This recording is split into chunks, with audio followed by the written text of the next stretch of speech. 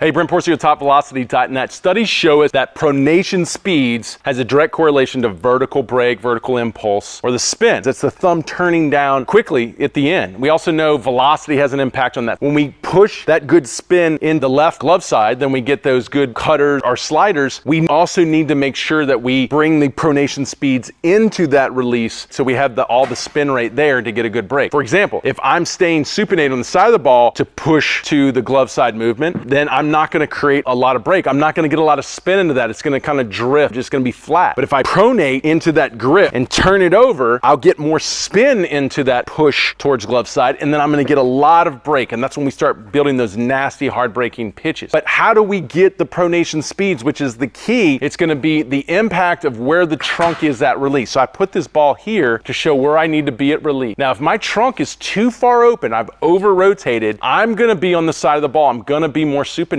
So I'm going to have to really fight to get pronated. I'm going to be pushing to into range very early, and more than likely I'm going to strain my flexor pronator. So what I have to do is I have to try to come to release with my trunk either perfectly square or slightly closed. And when I do that, my arm wants to pronate earlier, which is healthier for your arm, and it's going to allow me to get those pronation speeds up to put the vertical brake on the ball. So what allows my trunk to stay closed into landing is more hip to shoulder separation. The more my shoulders are closed and my hips are open, or my lower half is powering the rotational forces, then my trunk doesn't have to go create those rotational forces. And now my trunk can release with that energy as opposed to trying to create that energy. And then I get to release with my trunk slightly closed, allowing the kinetic chain to sequence more pronation speeds to release. So I get all that good break on the ball. Ultimately what developed not only good velocity, but those nasty pitches.